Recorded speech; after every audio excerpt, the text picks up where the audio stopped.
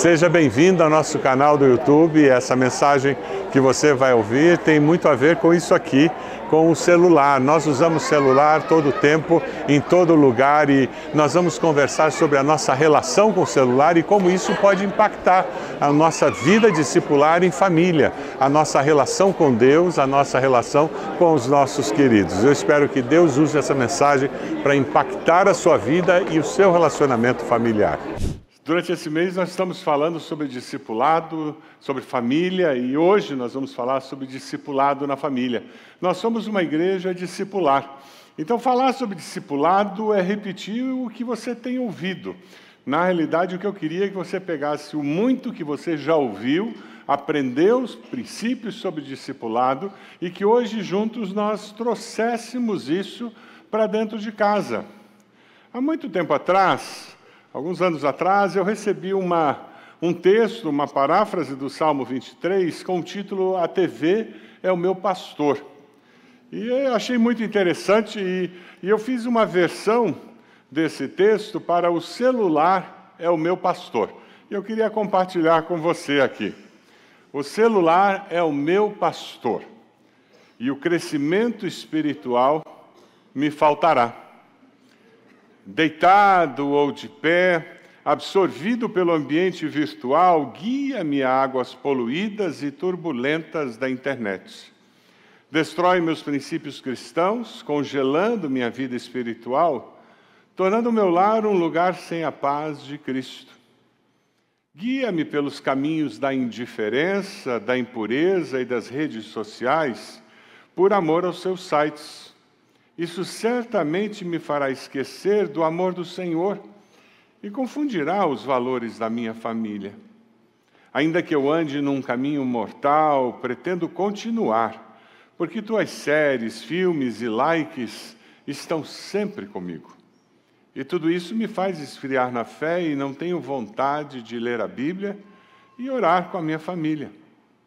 Preparas diante de mim uma mesa farta de desejos e inclinações carnais. Unges a minha cabeça com a abstração da realidade. Sei que o meu destino é a morte espiritual e continuo arrastando meus filhos para o abismo do pecado.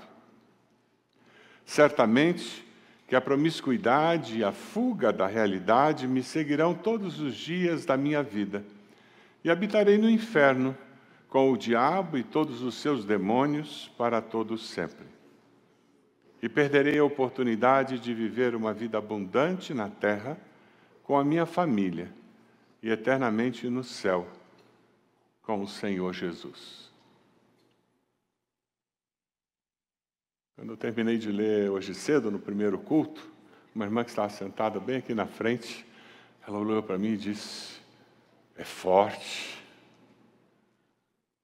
É um texto forte, mas passa muito perto de casa, não passa? Você é escravo do seu celular? Essa é a grande pergunta. Quando nós falamos em discipulado na família hoje, esse tema tem que vir à tona. Quanto tempo você gasta com o seu celular? Quanto tempo você gasta nas redes, no Instagram? Quanto tempo você gasta postando, vendo o WhatsApp da vida?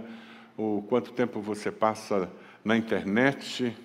Essa versão parafraseada do Salmo 23 deve levar-nos a refletir como nós usamos as redes, o celular e como nós estamos deixando que todo esse olhar para fora, para esse mundo virtual, está influenciando a realidade daquela família imediata onde Deus nos colocou. Para fazer um contraponto com essa paráfrase, eu gostaria que nós lêssemos juntos o verdadeiro Salmo 23. Podemos fazer isso? Vamos ler juntos? O Senhor é o meu pastor, nada me faltará. Deitar-me faz em verdes pastos, guia-me mansamente a águas tranquilas. Refrigera a minha alma, guia-me pelas veredas da justiça, por amor do seu nome. Ainda que eu andasse pelo vale da sombra da morte, não temeria mal algum, porque tu estás comigo. A tua vara e o teu cajado me consolam. Preparas uma mesa perante mim, na presença dos meus inimigos. Unges a minha cabeça com óleo, o meu cálice transborda. Certamente que a bondade e misericórdia me seguirão todos os dias da minha vida, e habitarei na casa do Senhor por longos dias. Forte, né? Esse também é forte, né? Quando a gente lê. Você quer isso para a sua família? Você quer essa realidade lá para a sua casa? Você pode perguntar à pessoa do seu lado, nós estamos experimentando isso lá em casa? Essa realidade do Salmo 23, a gente experimenta do Senhor, seu bom pastor do nosso lar, da nossa família.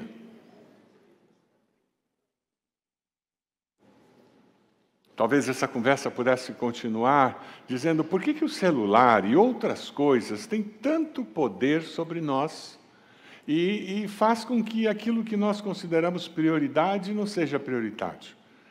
Porque faz com que aquilo que nós consideramos importante não assuma a importância devida. Por que o Senhor não é prioridade na nossa vida, no nosso tempo? Por que nós não priorizamos o que é prioritário? Esse é um dilema da vida adulta, não é verdade?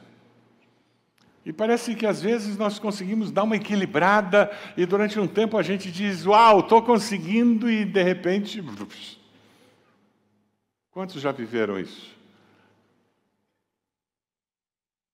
A vida é assim, é permanente esse desafio. É por isso que a gente não pode dizer que existe um modelo rígido para a vida e que é assim, não dá para mudar, porque a vida não é um quadradinho, uma caixinha imutável, rígida. Algumas pessoas dizem, não, o modelo de priorização é assim, é Deus, família e igreja. Já ouviu gente dizer isso? Aí vem outros e dizem assim, não, é Deus, igreja e família.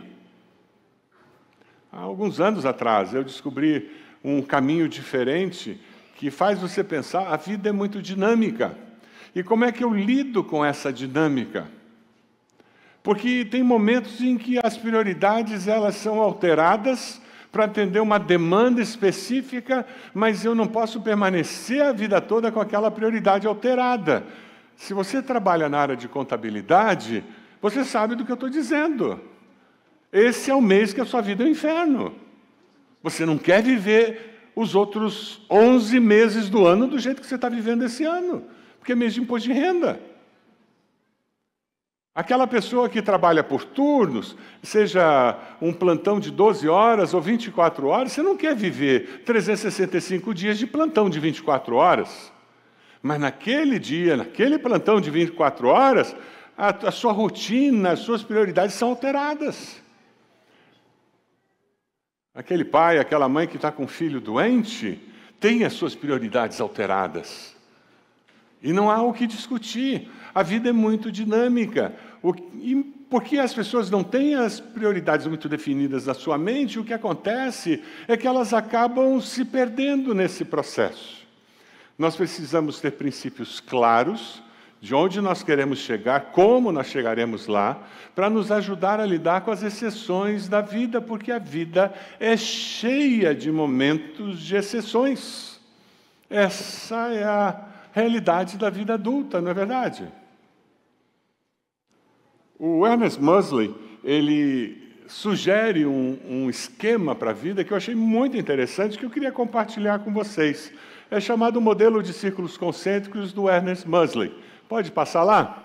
É bem interessante, porque ele diz, ao invés de ter aquela 1, 2, 3, 4, não, você tem os círculos. E nós olhamos, o círculo central é a pessoa cristã. Quem você é em Cristo Jesus é o centro do seu ser. É inegociável. Eu posso estar num plantão de 24 horas, eu posso estar nesse momento muito puxado de imposto de renda, mas a essência de quem eu sou como cristão é inegociável. Eu não vou ferir meus princípios por causa da pressão do imposto de renda, eu não vou deixar de ter um momento de reflexão bíblica, de oração com meu Deus por causa disso. Meu filho está doente, mas eu não deixo de seguir os valores e princípios cristãos. Essa essência permanece e emana daqui a maneira como eu me relaciono com meu cônjuge. Ah, pastor, eu sou solteiro, eu sou divorciado, eu sou viúvo. Então você não tem esse círculo. Sai direto da pessoa cristã para a pessoa pai ou mãe. Aí você diz, eu não tenho filhos, então sai daqui direto para a pessoa membro da igreja. É interessante porque a pessoa membro da igreja vem antes da pessoa empregada. Sabe por quê? Quem você é no mercado de trabalho passa pela experiência comunitária que você tem aqui. Os nossos filhos são treinados para a vida profissional aqui, dentro da igreja. Se você foi criado em igreja, você sabe o que acontece na apresentação de trabalho na escola. Quem é que apresenta trabalho na escola? Normalmente é crente, membro de igreja, que aprendeu a falar em público na igreja. Nossos filhos são socializados no ambiente comunitário. Se você traz seus filhos para a escola bíblica quando eles são pequenos, quando chegar o momento deles irem para a escola, eles já estão acostumados a ficar numa classe, a ter professor, a se relacionar com outras crianças diferentes da família. A igreja abençoa demais a nossa vida. Eu conversando com um membro da igreja sobre esses princípios, ele trabalhava com vídeo e ele me trouxe um vídeo que me abençoou demais. Eu queria compartilhar com vocês esse vídeo.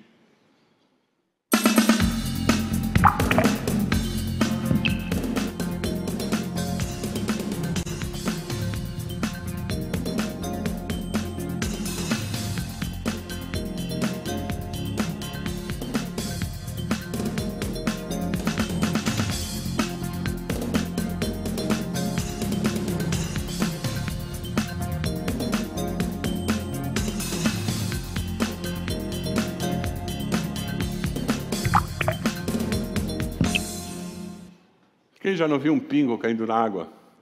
É desse centro que emana tudo o que acontece na nossa vida. Se você pensa na vida discipular na família, é desse núcleo do seu relacionamento com Deus que vai emanar, que vai surgir todas as ondas de influência da fé em Cristo, dos valores cristãos, para seus filhos, seu cônjuge, para as pessoas com quem você convive na igreja, na sociedade.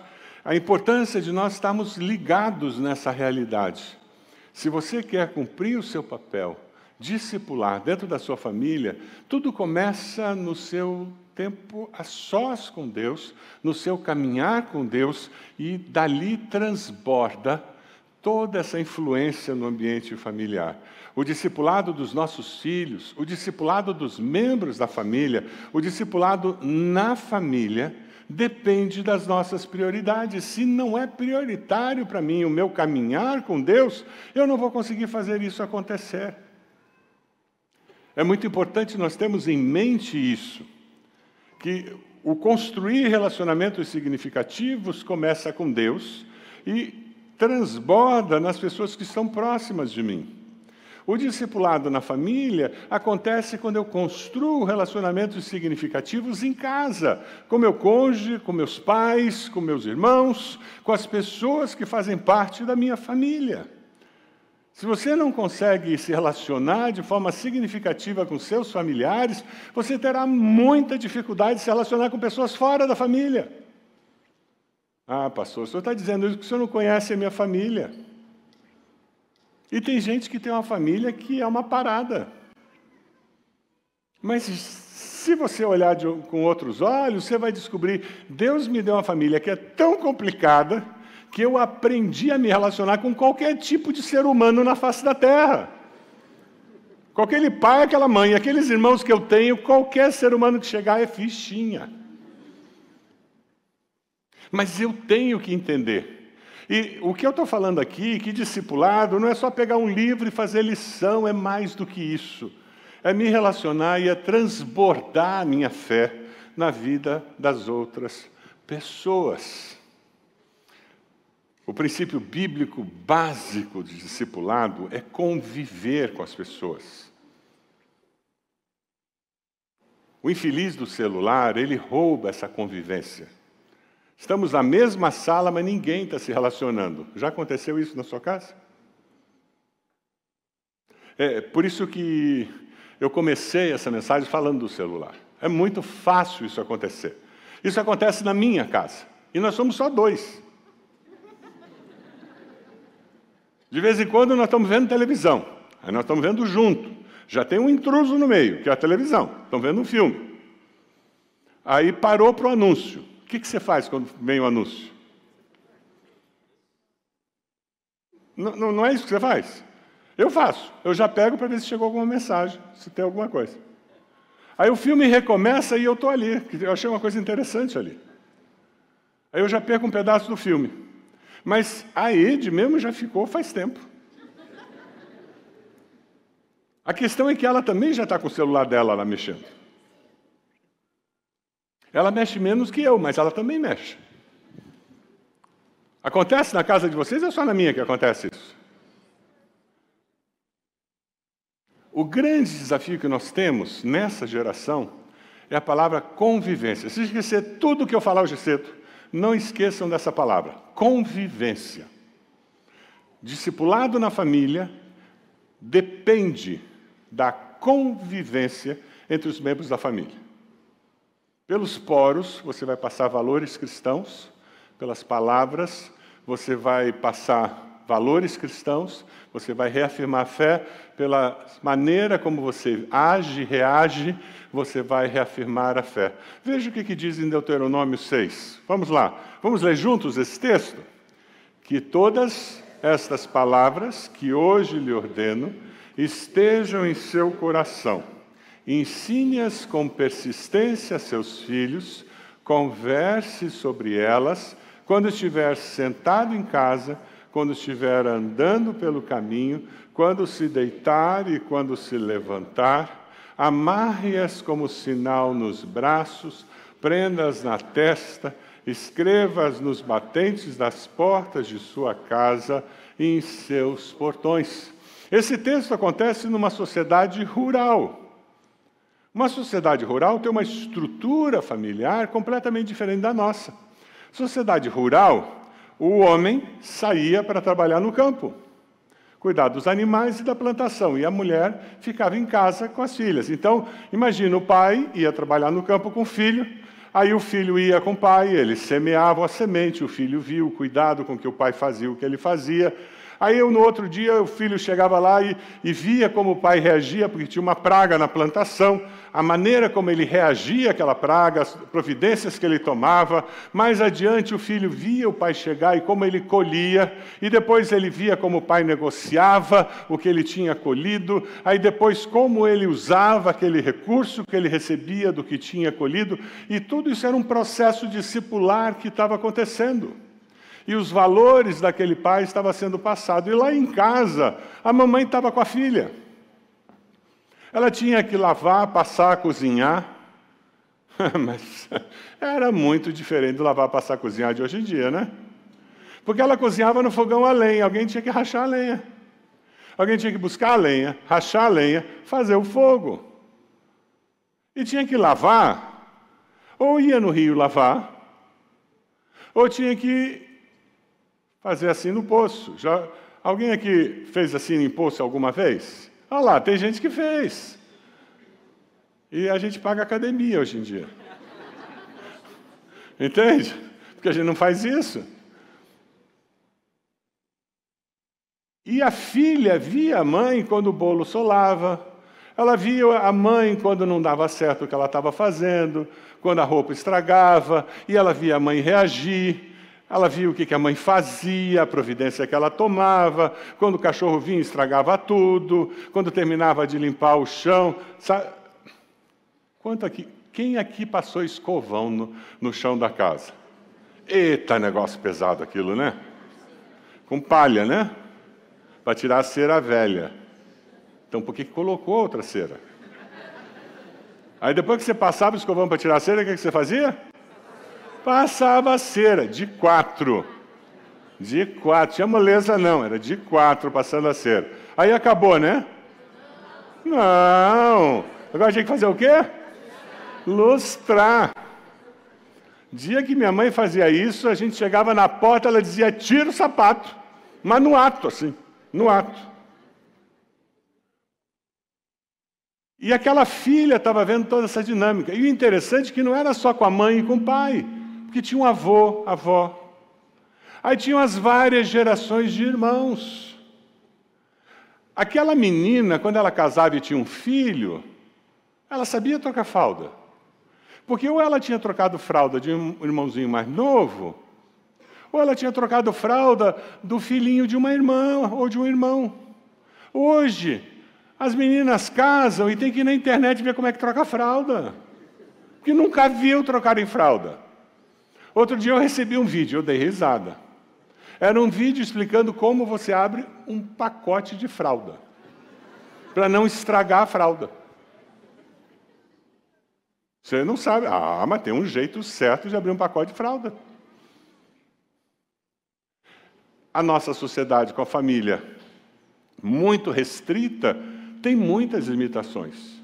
E nós temos que descobrir como que eu vou conseguir influenciar, conviver com as novas gerações para influenciá-las. E como nós, como família, vamos ter convivência, porque sabe o que aconteceu? Veio a Revolução Industrial. Essa família que passava o dia inteiro junta, papai foi para a fábrica, mamãe foi para a fábrica, e os filhos foram enviados para a creche ou para a escola. Agora, a influência maior na vida dos filhos, quem tem? O povo da escola. Os amiguinhos do recreio. Aí o pai e a mãe chegam à noite cansados, pegam os filhos, mal dá para dar um banho, botar na cama. O grande desafio dessa geração é como conviver em família. Nossa igreja, intencionalmente, nós temos trabalhado em tentar construir essas pontes. Sabe por quê?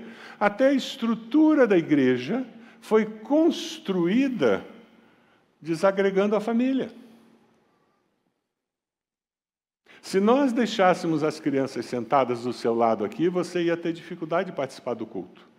Porque a construção mental dessa geração é que pais ficam separados de filhos. Eu fui criado, e o povo mais antigo aqui criado em igreja, eu fui criado do lado da minha mãe no culto. E levando o beliscão. Quem levou o beliscão aqui? Nossa. Traumatizados todos, né? E a gente ficava. E ai, se fizesse qualquer barulho. E não tinha história de pedir água, não. Tome água antes. E nem pedir para o banheiro. Porque você ia ao banheiro quando? Antes. Ou era antes ou depois, nunca durante. A nossa sociedade está toda desagregada. Seu desafio é conseguir essa interação das gerações na família. É puxar avô e avó para perto dos seus filhos. O discipulado na família é um privilégio e uma grande responsabilidade. Nós precisamos entender isso e puxar essa responsabilidade para nós. Nessa sociedade toda separada, o que muitos pais têm feito é o quê? Entregue a responsabilidade da educação para a escola. Eu conversava com um pai que a professora ligou para ele dizendo: seu filho está tendo dificuldade de aprendizado na escola. Eu precisava que vocês prestassem mais atenção quando ele estivesse em casa, fazendo lição. Ele está precisando de uma atenção extra.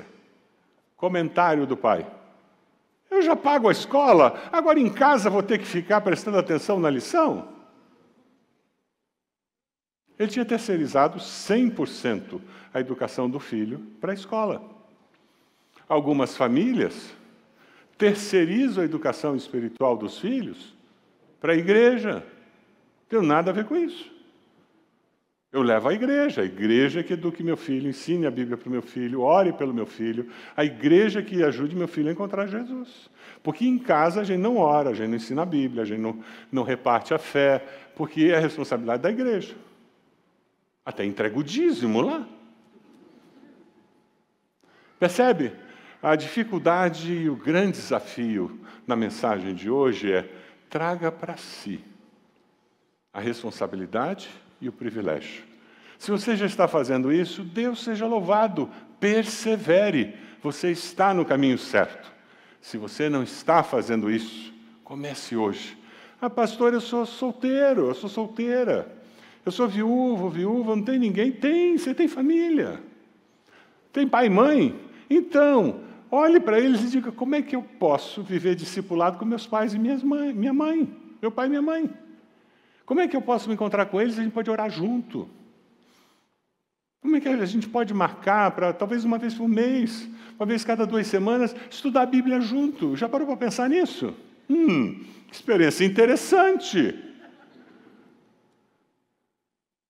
Já parou para pensar que como família, gente, como pastor, uma das minhas tristezas é quando eu encontro um casal que não ora junto. Eu já ouvi de um casal dizendo: ah, pastor, é um negócio meio estranho orar com ela. Eu olhei para ele assim, gozado, ir para a cama não é estranho, né? Como é que você acha estranho orar com a tua esposa? A importância de um casal ter intimidade, de uma família orar junto. E a gente reparte as lutas, a gente celebra as vitórias, a gente se alegra junto. Então, se você é solteiro, se você é divorciado, viúvo, procure a sua família de sangue para celebrar e para crescer junto. Ah, eles moram muito longe, pastor. Use a internet. E se não tem internet, se você tem família de Jesus? Então, procure a família do sangue de Jesus, monte um grupo, aí é onde os PGMs entram, gente. É uma família do sangue de Jesus para a gente viver discipulado. Todos nós precisamos ter pessoas com quem nós temos relacionamentos significativos, que quando a gente chora, essas pessoas choram conosco. Quando a gente se alegra, essas pessoas se alegram conosco. Quando a gente faz besteira, sabe o que essas pessoas fazem? Chutam a canela da gente. Elas têm liberdade para chamar a nossa atenção. Quando a gente faz uma coisa muito bacana, essas pessoas abraçam e dizem: eu tenho orgulho de você. Você é uma inspiração para mim. O discipulado na família é nós vivemos com essa consciência que nós estamos nos discipulando uns aos outros, de uma forma consciente e inconsciente. Mas eu preciso querer que isso aconteça na minha família. Você quer que isso aconteça na sua família? Você quer que a sua família seja uma família onde as pessoas estão crescendo na fé, amadurecendo na fé? Eu queria compartilhar com vocês algumas ideias para diferentes faixas etárias. Caminhem comigo um pouquinho. Vamos pensar que você tem filhos pequenos. Falar que você tem netos, aquela sobremesa da vida, né? Então você tem filhos pequenos, até guardiões e netos. Você faz cultinho com eles. Desliga a TV, coloca o celular de lado e faz cultinho, usando um livro devocional. Nós somos uma geração privilegiada. Aquele povo lá da sociedade rural não tinha essas coisas, não. Eles não tinham vídeo, eles não tinham livros do jeito que nós temos hoje. Você vai ali na nossa livraria, a quantidade de livros infantis que tem é uma coisa surreal. Faça esse cultinho com eles, leia o livro, ajude-os a viver aquelas historinhas. Eu já contei aqui várias vezes, lá em casa, quando as crianças eram pequenas, a gente dramatizava as historinhas, né? Eu era sempre a mula de Balaão, eu era sempre o bicho grande da história, né? Não sei porquê. Mas a gente colocava cobertor em cima da mesa e aquilo virava a gruta de Elias. Faça essas coisas com as crianças. Elas vão estar brincando e aprendendo os valores da palavra. Você faz isso com teus filhos e ore com eles antes de dormir. Ontem liguei para minha filha e eles estavam voltando tinham saído, estavam voltando, ela disse: pai, eu estou no carro, Sarinha dormiu e eu estou querendo que ela durma mais profundo, porque assim a gente tira ela do carro e ela já vai engatar para a noite. Alguém já fez isso? Olha lá. eu disse, tá bom, não vejo hoje, não vou ter minha dose de Sara. Aí eu disse, então faz o seguinte, manda uns vídeos pelo menos. Aí você se torna um mendigo pedindo, por favor, mande alguma coisa. Não dá para passar um dia em abstinência, né? Mas mesmo nesse dia em que a criança você colocou na cama, ela dormindo já, quando você colocar, põe a sua mão sobre a cabeça da criança, ore por ela, interceda, peça uma noite tranquila, clame pela misericórdia de Deus, ore com seus filhos, ore pelos seus filhos, levante no meio da noite, quando você levantar para ir ao banheiro, tomar uma água, passe pelo quarto deles, vai até a beiradinha da cama, impõe as mãos, interceda por eles. Cumpra esse papel de líder espiritual dos seus filhos. Sabe, você vai fazer isso, mas você tem uma parceria incrível com a igreja. Nós temos um ministério infantil abençoadíssimo, com pessoas que amam as crianças, oram por elas. Nós temos um trabalho incrível. Mas esse trabalho só vai poder abençoar a sua família se seus filhos estiverem lá. Se você não trouxer, você tem que acordar um pouco mais cedo, vestir as crianças, trazer. Aí elas choram. Aconteceu isso com vocês? Aí você vai ficar uma semana, 2, 3. Aí depois elas vão ficar. Agora, não vá levar a criança como aconteceu. Eu estava um dia desse indo para lá, eu vi um pai levando o filho, e o filho estava no colo, ele disse, pastor, vou levar, vou tentar de novo, mas não fica. Ele não quer ficar no ministério infantil, ele chora toda vez que eu deixo lá. Eu olhei para ele e disse, vai chorar de novo hoje. É mesmo, pastor? Eu disse, você acabou de dizer para ele o que você espera dele? O pai não queria que ele ficasse. Então leve seus filhos. Eles vão ser abençoados, traga para a colônia de férias, semana dos guardiões, acampamentos. Faça isso. Filhos adolescentes. Você tem filhos adolescentes? Você consegue imaginar 100 adolescentes? 200 adolescentes? Consegue imaginar? Que cena bonita, né? Às sextas-feiras, né, pastor Marcos? Tem uma média de 400 adolescentes aqui, sexta-feira, toda sexta. Já imaginou? Pequenos grupos e tal. E na festa eram mais de 770 adolescentes. Você imagina aqui 770 adolescentes? Eu não queria entrar no final, o cheiro que isso aqui devia estar. 770 abençoados aqui dentro. A igreja é parceira da família, mas não vamos resolver o problema do seu filho adolescente. Você é a resposta de Deus na vida do seu filho adolescente. Eles têm que começar a fazer devocional sozinho. Você precisa ajudar seu filho e sua filha a aprender a fazer devocional sozinho. O cultinho você não precisa mais fazer teatrinho, mas você precisa conversar com eles sobre namoro, sobre droga, sobre sexo antes do casamento. Você precisa falar com eles sobre confiar em Deus quando tudo dá errado. Aquela menina que eu gosto não olha para mim, está horrível, o mundo está acabando. Como é que eu lido com a tragédia de uma nota baixa? Para ele é uma tragédia. Você pode achar que é horrível, mas para ele é uma tragédia. Ou como é que eu lido com uma nota baixa que eu acho que não tem problema? Porque ele é maturo demais. Essas conversas que surgem no cultinho são preciosas demais. Se você tem filho adolescente, você precisa sair com cada um deles. Periodicamente, pelo menos uma vez por mês. Se você é chique, você vai num restaurante chique. Se você é pobre, você vai na carrocinha da esquina. O importante não é o que você coma, o importante é o tempo que você gaste com ele, com ela. É o sentimento de que meu pai, minha mãe, investe tempo em mim. Convivência, lembra que nós falamos? Família precisa de convivência. E o discipulado sementes. Eu não tenho que esperar o pastor Mateus encontrar alguém para fazer sementes com meu filho ou minha filha. Eu sou o pai, eu sou a mãe, eu posso fazer.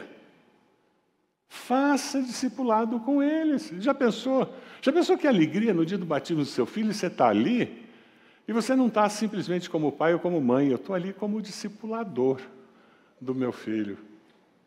Que privilégio! Que história nós escrevemos juntos.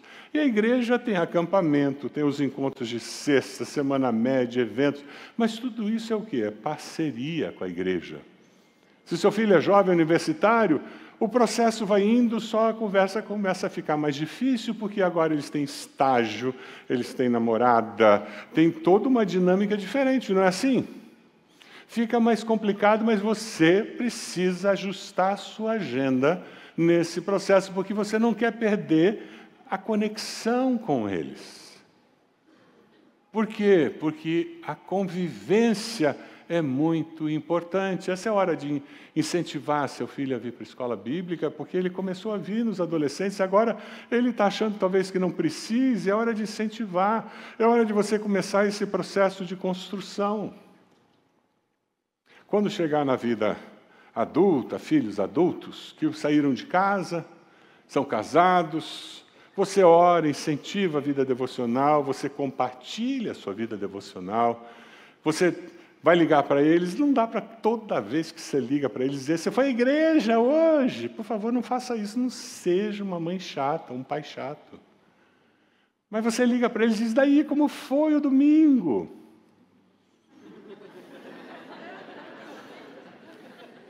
Meu domingo foi muito bom, fui na igreja. Ih, Deus falou comigo, foi tão bom. Se o silêncio do outro lado continua, ou se o assunto é outro, ele já respondeu. Porque se ele foi à igreja, o que ele vai dizer? Eu também fui, a mensagem foi ótima. Filho adulto. Filho adulto. Aí você vai orar mais aquela semana ou não. Como nós precisamos encontrar caminhos para construir essa convivência que discipula os nossos queridos que fazem parte da nossa família. Eu queria que você desse uma olhadinha num vídeo agora, um vídeo que fala sobre tempo. E essa é a nossa grande desculpa, grande justificativa, e eu queria que a gente pensasse se vale a pena continuar usando essa justificativa. Vamos lá.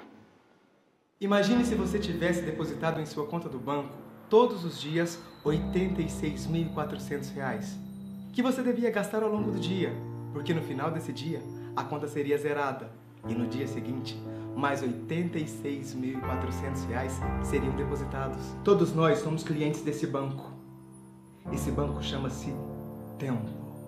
Deus nos dá 86.400 segundos para serem vividos da melhor maneira possível. Amando, aprendendo, ensinando, caindo, levantando, vivendo. Porque para saber o valor de um ano, pergunte para um garoto que repetiu de ano. Para saber o valor de um mês, pergunte para uma mulher que teve um filho prematuro. Para saber o valor de uma semana, pergunte a um editor de um jornal semanal. De um dia, as pessoas têm tarefas árduas para se fazer nesse dia. Para saber o valor de uma hora, pergunte aos amantes que não veem a hora de se encontrarem. Para saber o valor de um minuto, pergunte a quem perdeu um avião. De um segundo, quem conseguiu evitar um acidente de trânsito. Para saber o valor de 1 milésimo de segundo, pergunte a um atleta que ganhou medalha de prata nas Olimpíadas. Por isso, não desperdice o seu tempo. Ele é o seu bem mais precioso. É com ele que você vai compartilhar com as pessoas que você mais ama, seus filhos, suas esposas, seus maridos, seus pais, seus avós. E que a gente só se dá conta quando a gente perde. Mas é que eu tinha tanto beijo para dar, eu tinha tanto abraço para dar. E a gente aprende que as pessoas que a gente mais ama são tiradas da gente muito depressa. Portanto, devemos deixar as pessoas que amamos com palavras doces. Pode ser a última vez que a vejamos. Por isso a gente tem que viver o agora. Não adianta a gente pensar que lá no futuro, pois ele é incerto demais para os planos. Então agarre-se no agora, pois o ontem é história, o amanhã é um mistério e o hoje, o hoje é uma dádiva. É por isso que se chama presente. Presente de Deus. Presente de Deus. Eu queria que nós lêssemos um texto que está em Crônicas 17, 27. Nós vamos ler bem devagar. E se essa for a sua oração nessa manhã, eu vou pedir que você se coloque de joelhos logo depois que nós terminarmos de ler. Vamos ler bem devagar esse texto? Agora, por tua bondade, abençoa a família de teu servo, para que ela continue para sempre na tua presença. Pois o que tu, Senhor, abençoas, abençoado está para sempre. Você quer que Deus abençoe a sua família e que o ambiente da sua família seja um ambiente discipular, onde as pessoas se incentivem a crescer espiritualmente, a confiar em Deus, a servir a Deus? Você quer que seja essa a realidade? Que o Senhor seja o bom pastor da sua família? Se esse é o seu desejo, fique de joelhos onde você está, com esse gesto dizendo: eu quero isso no meu lar, na minha casa. Eu quero viver isso lá em casa. Talvez na sua casa não seja o celular, talvez seja a arrumação da cozinha, talvez seja a lição das crianças, talvez seja o trabalho. Qual é o ladrão de tempo que você tem na sua casa? O que impede você de priorizar o que é prioritário? Impede você de ter convivência significativa.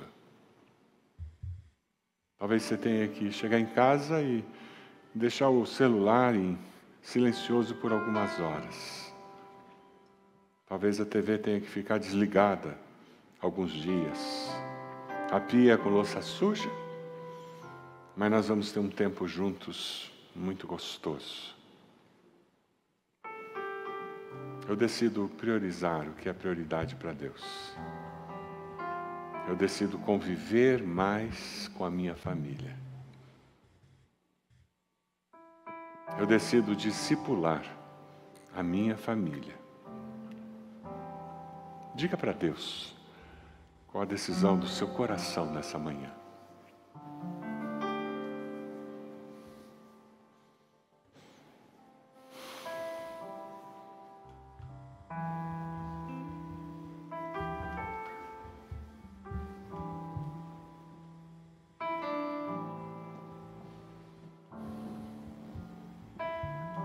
Amado, nós somos teus filhos. E nós estamos aqui a teus pés, clamando pelas tuas misericórdias, por sabedoria dos céus, pedindo que o Senhor esteja agindo em nossas vidas, nos tornando discípulos e discípulas que promovam o discipulado verdadeiro nas nossas famílias. Ó Deus, nós queremos viver num ambiente familiar em que nos estimulemos às boas obras, em que sejamos inspiração um para o outro. Abençoa, Senhor, os pais para que abençoem os filhos para que abençoem os pais. Ó Deus, usa, Senhor, nossas vidas. Nós queremos honrar e agradar o Teu coração. Cumpra Teu propósito em nós, Senhor. Nós oramos no nome de Jesus. Amém. Amém. Muito obrigado por ter vindo até aqui conosco. Nós queremos que Deus abençoe a sua vida. Coloque um like e inscreva-se no nosso canal para continuar conectado conosco para as demais mensagens.